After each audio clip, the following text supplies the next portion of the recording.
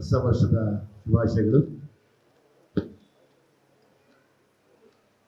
ಯಾವಾಗಲೂ ನಾವು ನಟರು, ಸಿನಿಮಾದವರು ಮೊದಲು ಥ್ಯಾಂಕ್ಸ್ ನಾವು ಪ್ರೊಡ್ಯೂಸರ್ಸ್ ಹೇಳ್ತೀವಿ. ಸೊ ಹಂಗಾಗಿ ಜಡೇಶ್ ಪ್ರೊಡ್ಯೂಸರ್ಸ್ಗೆ ಇಬ್ಬರಿಗೂ ಫಸ್ಟ್ ಥ್ಯಾಂಕ್ಸ್ ಹೇಳ್ಕೊಳ್ಳೋಣ. ನಾವಿಬ್ಬರು ಡೈರೆಕ್ಟರ್ ಆಗಿ, ನಾನು ಹೀರೋ ಆಗಿ, ಸತ್ಯಪ್ರಕಾಶ್ ಸರ್ ಮತ್ತು ಸೂರಜ್ ಅವರೇ, ನೀವಿಬ್ಬರು ಮಾಡ್ಕೊಂಡಂಥ ಒಂದು ಒಳ್ಳೆ ನೆನಪಲ್ಲಿ ಉಳಿಯುವಂಥ ದಿನ ಇವತ್ತು ನನಗೆ.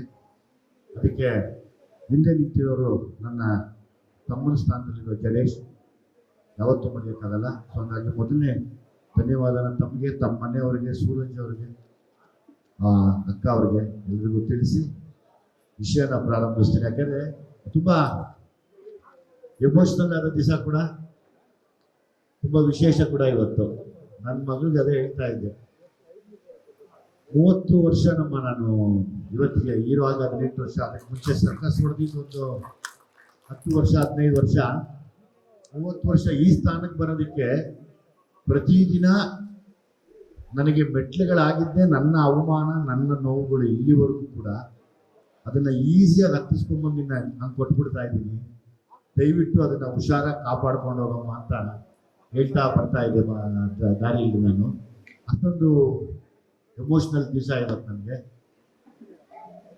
ಕಥೆ ಬಗ್ಗೆ, ಮೋನಿಕಾ ಬಗ್ಗೆ ಮಾತಾಡ್ಬೇಕಾದ್ರೆ ಮೊದಲಿದೆ ಮುಗಿಸ್ತೀನಿ, ರಿತನ್ಯ ಬಗ್ಗೆ ಮಾತಾಡ್ಬೇಕಾದ್ರೆ ಮುಗಿಸ್ತೀನಿ. ನನ್ನ ಇಷ್ಟು ವರ್ಷದ ಪರಿಶ್ರಮ ಏನೆಲ್ಲ ಕೊಡ್ಬೋದು ತಂದೆ ಅಂದರೆ, ನನಗೆ ಮಾಡಿರೋ ಸ್ಕ್ರಿಪ್ಟಲ್ಲಿ ಕೂಡ ನಿನ್ಗೆ ಅರ್ಧ ಕೊಡ್ಬೋದು ಅಂದರೆ ಇದೆ.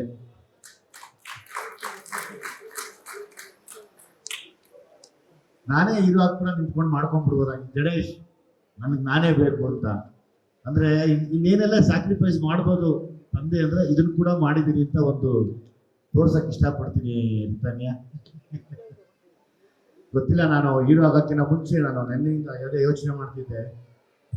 ಬೆಳಿಗ್ಗೆ ತುಂಬ ಗಲಾಟೆ ಮಾಡ್ತಿದ್ಲು ಅಂತ ಹೆಗಲ ಮೇಲೆ ಇಟ್ಕೊಂಡು ಜಾಗಿಂಗ್ ಕರ್ಕೊಂಡು ಹೋಗ್ತಾ ಇದ್ದೆ. ಕುತ್ಕೊಮ್ಮ, ನಾನು ಜಾಗಿಂಗ್ ಮಾಡ್ತೀನಿ ಅಂತ ಜೊತೆಯಲ್ಲೇ ಬರೋಳು. ಮೋಸ್ಟ್ಲಿ ಅವಳು ದೇವ್ರ ಅವತ್ತು ಆಶೀರ್ವಾದ ಮಾಡಿದ್ದಾರೆ, ನೀನು ಬರ್ತೆ ಹೋಗಿ ನಮ್ಮ ಅಪ್ಪನ ಜೊತೆಲಿ ಅಂತ. ಸೊ ನನ್ನ ಜೊತೆ ನೀನು ಜಾಗ್ ಮಾಡಿರೋಳು ಲೈಫೆಲ್ಲ ಜಾಗ್ ಮಾಡ್ಕೊಂಡು ಮುಂದಕ್ಕೆ ಹೋಗಮ್ಮ, ದೇವ್ರು ನಿನ್ಗೆ ಒಳ್ಳೇದು ಮಾಡಲಿ.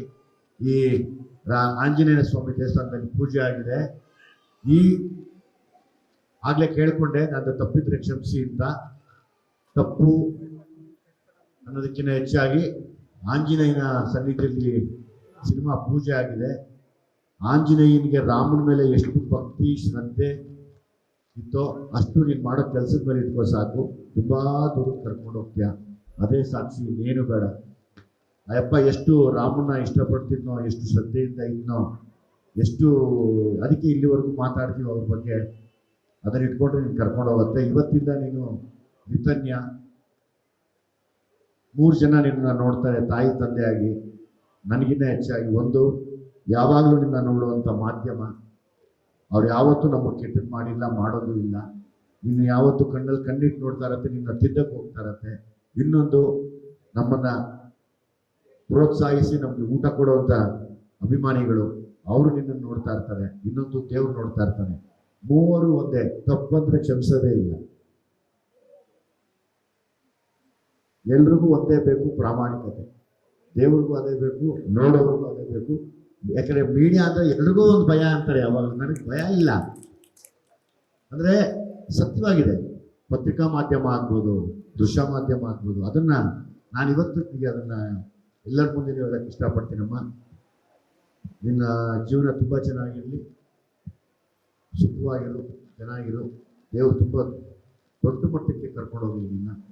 ಹಂಗಾಗಿ ಮಾಧ್ಯಮದ ಎಲ್ಲ ಸ್ನೇಹಿತರು ನಾನು ನಿಂತು ಹೇಳ್ಕೊತೀನಿ, ಏನೋ ತಪ್ಪು ಮಾಡಿದ್ರೆ ಕೈ ನಡೆಸ್ಕೊಂಡು ಕರ್ಕೊಂಡು ಹೋಗಿ ದಯಮಾಡಿ. ಹಿಂಗೆಲ್ಲ ಹಂಗೆ ಅಂತ ಪ್ರೀತಿ, ಯಾಕಂದರೆ ಗೊತ್ತಾಗಲ್ಲ ಇನ್ನು, ಬಹುಶಃ ಇನ್ನು ಕಲಿಯೋದಿದೆ, ಕಲೀಲಿ. ಅದನ್ನು ಹೊರತುಪಡಿಸಿ ಮಾತಾಡೋದಾದರೆ, ಜಡೇಶ್ ನನ್ನ ಇಷ್ಟು ವರ್ಷದ ಎಕ್ಸ್ಪೀರಿಯನ್ಸಲ್ಲಿ ಜಡೇಶ್ ತುಂಬ ರಿಸರ್ಚ್ ಮಾಡಿ ಓದ್ಕೊಂಡು ಅದ್ರ ಮೇಲೆ ನಾನು ಸಿನಿಮಾ ಮಾಡಿದ್ರೆ ಏನಾಗುತ್ತೆ ಅಂತ ಯೋಚನೆ ಮಾಡಿ ನಿರ್ದೇಶನ ಮಾಡುವಂಥ ನಿರ್ದೇಶಕರಲ್ಲಿ ಜಡೇಶ್ ಕೂಡ ಒಬ್ಬರು. 100% ಹೇಳ್ತೀನಿ, ಜಡೇಶ್ ಒಬ್ಬ ತುಂಬಾ ದೊಡ್ಡ ಆಲ್ರೆಡಿ ದೊಡ್ಡ ಡೈರೆಕ್ಟರ್, ಇನ್ನೂ ದೊಡ್ಡ ಮಟ್ಟಕ್ಕಂತೂ ಹೋಗೋದು ಕನ್ಫರ್ಮ್ ಇದೆ. ಅದರಲ್ಲಿ ಎರಡು ಮಾತಿಲ್ಲ. ಯಾಕಂದ್ರೆ ಈಗ ನನಗೆ ಇಂಡಿಪೆಂಡೆಂಟ್ ಆಗಿದ್ದೀನಿ, ಇವಾಗ ನಾನು ನಟ, ಡೈರೆಕ್ಟ್ ಅಲ್ಲ ಈಗ. ಸೊ ಹಾಗಾಗಿ ನಮಗೆ ಒಳ್ಳೆ ಮೇಸ್ಟ್ರುಗಳು ಸಿಗಲಿಲ್ಲ. ಈ ಥರ ಒಳ್ಳೆ ಮೇಸ್ಟ್ರು ಸಿಕ್ಕಿದ್ರೆ ನಾವು ಚೆನ್ನಾಗಿ ಆಗ್ತಾ ಇದ್ವಿ. ಅಲ್ಲಲ್ಲಲ್ಲಿ ಸಿಕ್ಕಿದ್ರು, ಆಮೇಲೆ ಗೊತ್ತಾಗಲಿಲ್ಲ ನಮಗೆ ಬೇರೆ ಬೇರೆ. ಹಾಗಾಗಿ ನನಗೊಂದು ಒಳ್ಳೆ ಮೇಸ್ಟ್ರು ಥರ ಜಡೇಶ್ಗೆ ಆಲ್ ದಿ ಬೆಸ್ಟ್ ಹೇಳ್ತೀನಿ. ಅಟ್ ದ ಸೇಮ್ ಟೈಮ್ ನಾನು ಯಾವಾಗಲೂ ಖುಷಿ ಪಡುವಂಥದ್ದು ಇಬ್ಬರನ್ನ ನೋಡಿದಂಥ ಇಬ್ಬರು ತಂದೆ ಮಕ್ಕಳನ್ನ ಒಂದು ಅದು ಹೆಂಗೆ ಹೇಳೋಕ್ಕಾಗತ್ತೆ. ಅದು ನಾನು ನನ್ನ ಮಗನಿಗೆ ಹೇಳಿದೆ, ನಾನು ಪ್ರೊಡ್ಯೂಸರ್ಸ್ನ ನೋಡಿದೆ, ಅವ್ರು ತುಂಬ ಚೆನ್ನಾಗಿದ್ದಾರಪ್ಪ, ಅವ್ರು ಅನ್ಯೋನ್ಯವಾಗಿ ಆ ಥರ ನಾನು ನೀನು ಆಗ್ಬೇಕು ಕಣೋ ಅಂತ ಕೇಳಿದೆ.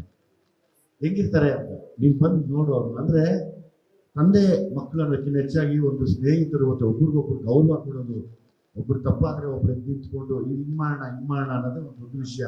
ನನಗೆ ಅದ್ರ ಬಗ್ಗೆ ಭಾರಿ ನಿಮ್ಮ ಬಗ್ಗೆ ರೆಸ್ಪೆಕ್ಟ್ ಇದೆ ಸೂರಜ್ ಸರ್ ಮತ್ತು ಸತ್ಯಪ್ರಕಾಶ್ ಸರ್. ಆದಿತ್ಯಸ್ ಸ್ವಾಮಿ, ನಾನು ಮೊದಲನೇ ಸರಿ ಕೆಲಸ ಮಾಡ್ತಾ ಇದ್ದೀವಿ. ನರಸಿಂಹಣ್ಣ ನಾವು ಕೂಡ ಒಟ್ಟಿಗೆ ಇದ್ದೀವಿ. ನಾನು ಮಾಸ್ತಿ ಸದ್ಯಕ್ಕೆ ನಾವೆಲ್ಲ ಇರೋವರೆಗೂ ಇರ್ತೀವಿ. ಅದು ಹೊರತುಪಡಿಸಿ ನಮ್ಮ ತುಂಬ ಒಳ್ಳೆಯ ನಟ. ನಾನು ನೋಡಿದೆ, ನನಗೆ ಆ ಪಾತ್ರಕ್ಕೆ ತುಂಬ ಇದು ನಡೀತು,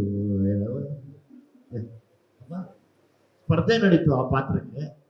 ಪಾಪ ಅದು ತಪ್ಪಿರಲಿಲ್ಲ, ಬಟ್ ನಾನು ಹೇಳಿದೆ ಆ ಪಾತ್ರಕ್ಕೆ ಆತನೇ ಸೂಟ್ ಆಗೋದು ಅಂತ ರಿಕ್ವೆಸ್ಟ್ ಮಾಡಿಕೊಂಡು ಒಬ್ರು ಹಿರಿಯರಿಗೆ ಅವರೇ ಮಾಡಲಿ ಅಂತ ಹೇಳಿದೆ. ಅದನ್ನ ಕತೆ ತುಂಬಾ ಅದ್ಭುತವಾಗಿದೆ.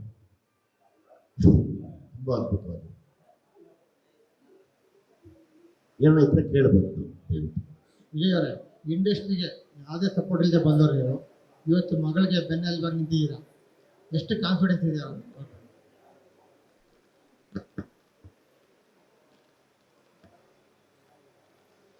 ಆಕೆ ಮಾಡ್ಕೊಂಡಿರೋ ತಯಾರಿ ಅಂದರೆ ಇಲ್ಲಿವರೆಗೂ ಏನು ಅನುಪೇಮ್ ಕೇರ್ ಸ್ಕೂಲಲ್ಲಿ ಮತ್ತು ನೀನಾಸಮ್ಮ ಇದರಲ್ಲಿ ಕಲ್ತಿರುವಂಥದ್ದು ನನಗೆ ಒಂದು ನಂಬಿಕೆ ಇದೆ, ಸೋಲೋದಿಲ್ಲ. ಅವಳು ಕಾನ್ಫಿಡೆನ್ಸ್ ಇದೆ, ಮಾಡುವಂಥ ಎಲ್ಲ ಶಕ್ತಿ ಇದೆ. ಅದಕ್ಕೆ ನಾನು ಅದನ್ನು ನಿಮ್ಮ ಮುಂದೆ ಕೇಳ್ಕೊಂಡಿದ್ದು, ಉಳಿಸ್ಕೊಂಡು ಹೋಗಮ್ಮ ಇದನ್ನು ಅಂತ ಆ ನಂಬಿಕೆ. ಅದಕ್ಕೆ ನಾನು ಯಾವಾಗಲೂ ಇಲ್ಲಿವರೆಗೂ ಏನು ಅನುಪಮ್ ಕೇರ್ ಸ್ಕೂಲಲ್ಲಿ ಕಲ್ತಿರೋದು ಅಥವಾ ನಮ್ಮ ಬೇರೆ ನೀನಾಸಂ ಸ್ಕೂಲಲ್ಲಿ ಕಲ್ತಿರೋದನ್ನ ಹೊರತುಪಡಿಸಿ ಆ್ಯಕ್ಟಿಂಗ್ನ ಕಲಿತಾ ಇರಬೇಕು. ಹೇಳ್ಕೊಡೋ ಮಾತು ಕಟ್ಕೊಡೋ ಬುದ್ಧಿ ಕೊನೆವರೆಗೂ ಬರಲ್ಲ. ದಿನ ಹೊಸ ಕಲಿತಾ ಇರಬೇಕು. ಸೊ ಹಂಗಾಗಿ ಹೊಸದು ಕಲಿತಾ ಇರೋದು. ತಯಾರಿ ನಡೆದಿತ್ತು. ಹೌದೌದು. ಅಲ್ಲ, ಆಕೆ ನನಗೆ ಆ್ಯಕ್ಚುಲಿ 2 ಹೆಣ್ಮಕ್ಳು ಬರೋದು ಇಂಟ್ರೆಸ್ಟ್ ಇರಲಿಲ್ಲ. ಅವ್ರ ಆಸೆ, ಅಪ್ಪ ನಾನು ಮಾಡ್ತೀನಿ, ನಾನು ಏನೋ ಸರಿ ಅದನ್ನು ನಾವು ಬ್ಲಾಕ್ ಮಾಡಿದ್ರೆ ಅವ್ರು ಮೆಂಟಲ್ ಅದೇ ತಗೋತಾರೆ ಸೀರಿಯಸ್ ಆಗಿ. ನಮ್ಮ ಅಪ್ಪ ಏನೋ ನಮ್ಮ ಸಾಧನೆನ ಕಟ್ ಮಾಡ್ತಾ ಇದ್ದಾರೆ ಅನ್ನೋ ಥರ. ಆಯ್ತಮ್ಮ, ಒಂದು ತಪ್ಪೇನಿಲ್ಲ, ಮಾಡು, ಒಳ್ಳೆ ಕ್ಷೇತ್ರನೇ. ಇಲ್ಲಿ ಒಂದೇ ಬೇಕಾಗಿರೋದು ಡಿಸಿಪ್ಲಿನ್. ಯಾವಾಗ ಈ ಕ್ಷೇತ್ರದಲ್ಲಿ ಡಿಸಿಪ್ಲಿನ್ ಇದ್ದು ಅವಮಾನನ ಸಹಿಸಕ್ಕೆ ರೆಡಿ ಇರ್ತೀವೋ ನಾವು ತುಂಬ ವರ್ಷ ಇರ್ಬೋದು. ಇಲ್ಲಾಂದರೆ ಕಷ್ಟ ಆಗತ್ತೆ. ಯಾಕಂದರೆ ಸಿನಿಮಾ ಅನ್ನೋದೇ, ಸಿನಿಮಾ ನಟರು ಅನ್ನೋದೇ, ಸಿನಿಮಾದವರು ಅನ್ನೋದೇ ಆರೋಪಗಳ ಸುರಿಮಳೆ. ಯಾವಾಗಲೂ ಅದು ನಡೆದಿದೆಯೋ ಇಲ್ವೋ ನಾವು ಆರಾಮಾಗಿರ್ಬೇಕು. ಅದೇ ದೊಡ್ಡ ಶಕ್ತಿ ಬೇಕಾಗಿರೋದೆಲ್ಲ ನಟ ನಟಿಯರಿಗಿಲ್ಲ ಯಾವತ್ತು. ಯಾಕಂದರೆ ನಂತರ ಎಷ್ಟೋ ಜನ ಎಲ್ಲ ಸುಮಾರು ಜನಕ್ಕೆ ಇದು ಕರೆಕ್ಟ್ ಆಗತ್ತೆ ಮಾತು. ನೀವೊಬ್ಬ ನಿರ್ದೇಶಕರಾಗಿರೋದ್ರಿಂದ ಮಗಳಿಗೆ ಏನಾದ್ರು ಪ್ಲಾನ್ ನಿರ್ದೇಶನ ಮಾಡಬೇಕು ನೀವೇ? ನಾನು ಸದ್ಯಕ್ಕೆ ಈಗ ಜಡೇಶ್ಗೆ ಸರೆಂಡರ್ ಆಗಿದ್ದೀನಿ. ಅಪ್ಪ ನನ್ನ ಚೆನ್ನಾಗಿ ಕೆಲಸ ಮಾಡಿಸಿದ ಸತ್ಯಪ್ರಕಾಶ್ ಸರ್ಗೆ, ಸೂರಜ್ ಅವ್ರಿಗೆ ಹೇಳ್ತಾರೆ, ಶೂಟಿಂಗ್ ಕಳಿಸಿ ನನ್ನ ಜಲ್ದಿ. ನಾನು ಮೋನಿಕಳ ತಂದೆ ಆಗಿರ್ತೀನಿ, ಸಾರಿ ತನ್ನಿಗೆ ತಂದೆ ಆಗಿರ್ತೀನಿ. ನನ್ನ ಹಿಂದೆ ಒಂದಷ್ಟು ವಿಷಯಗಳಿರುತ್ತೆ, ಅದನ್ನು ಸ್ಕ್ರೀನ್ ಮೇಲೆ ಎಲ್ಲ ಹೇಳ್ತೀನಿ. ದಯಮಾಡಿ ತಾವು ಬನ್ನಿ, ಅವತ್ತು ನಿಮ್ಮ ಕಾಲಿಗೆ ನಮಸ್ಕಾರ ಮಾಡಿ ಪಾದ ಪೂಜೆ ಮಾಡಿ ಕುತ್ಕೊಂಡು ತೋರಿಸ್ತೀನಿ.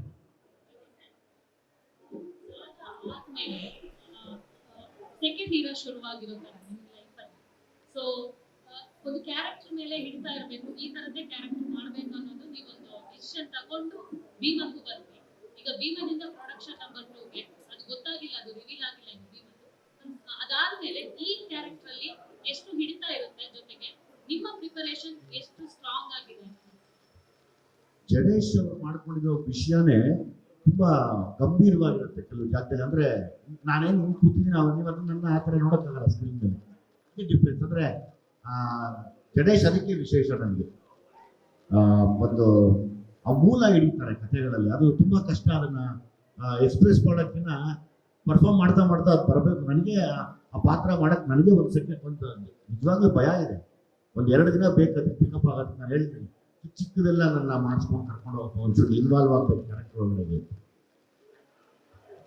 ಮೋನಿಕಾ ಹೆಸರು ರಿತನ್ಯ ಅಂತ ಬದಲಾಯಿಸಿದ್ದು ಯಾಕೆ ಸರ್? ನೀನು ಹೇಳ್ಬೇಕಮ್ಮ ಯಾಕೆ? ನಾನು ಮೋನಿಕಾ, ನಂಗೆ ಮೋನಿಶಾ. ತುಂಬಾ ಎಲ್ಲರಿಗೂ ಒಂದು ಕನ್ಫ್ಯೂಷನ್. ನನಗೆ ಮೋನಿಶಾ ಅಂತ ಕರೆಯೋರು, ಅವಳಿಗೆ ಮೋನಿಕಾ ಅಂತ ಕರೆಯೋರು. ನಾವು ನೋಡಿದ ತಕ್ಷಣ ಅಯ್ಯೋ ಇದನ್ನ ನಿನ್ನ ಹೆಸರು ಹಾಕಿದ್ದಾರೆ ನನ್ನ ವಿಡಿಯೋಗೆ, ಆ ಥರ ಮಾತಾಡ್ಕೊಳ್ತಿದ್ವಿ. ಸರಿ, ಆ ಕನ್ಫ್ಯೂಷನ್ ಇರಬಾರ್ದು, ಒಂದು ಕ್ಲಿಯರ್ ಆಗಿರ್ಲಿ ಅಂತ ಹೇಳಿ ನಾವು ಈ ಹೆಸರನ್ನ ಸೆಲೆಕ್ಟ್ ಮಾಡಿದ್ವಿ. ವಿಜಯ್ ಸರ್, ನಿಮ್ ಗೆಟಪ್ ಇದೇ ತರ ಇರುತ್ತೆ ಸಿನಿಮಾದಲ್ಲಿ? ಇಲ್ಲ, ಈ ಥರ ಹಿಂಗ್ ಇಡಬೇಡಿ ಸರ್. ಏನಕ್ಕೆ ಅಂದ್ರೆ ನೀವು ಅಣ್ಣ ತಂಗಿ ತರ ಕಾಣಿಸ್ತೀರಾ ಈ ಗೆಟಪ್ ಅಲ್ಲಿ. ಇಲ್ಲ, ಆಕ್ಚುಲಿ ಆ ಗೆಟಪ್ಗೋಸ್ಕರನೇ ಕಾಯ್ತಾ ಇದ್ದೀನಿ ನಾನು. ಶೂಟಿಂಗ್ ಶುರು ಮಾಡಿದ ತಕ್ಷಣ ಆ ಗೆಟಪ್ ಅಲ್ಲಿ ಇರ್ತೀನಿ ನಾನು. ಚೇಂಜ್ ಮಾಡ್ತೀನಿ, ಇಷ್ಟೆಲ್ಲ ಲುಕ್ ಚೇಂಜ್ ಮಾಡ್ತೀನಿ. ಸ್ವಾದಿಷ್ಟತೆಯ ಸ್ವಾದ, ತಾಜಾತನದ ಆಹ್ಲಾದ, ಉತ್ತಮ ಆರೋಗ್ಯ ಮತ್ತು ಹೆಚ್ಚಿನ ರೋಗ ನಿರೋಧಕ ಶಕ್ತಿಯ ವೃದ್ಧಿಗೆ ಈಗ ನಿಮಗೆ ಸಿಗುತ್ತಿದೆ ಉತ್ತಮ ಗುಣಮಟ್ಟದ ಪೌಷ್ಟಿಕಾಂಶ Shri Vaidik millet health mix. ಇದು ಸಿರಿಧಾನ್ಯಗಳ ಸಂಪತ್ತು.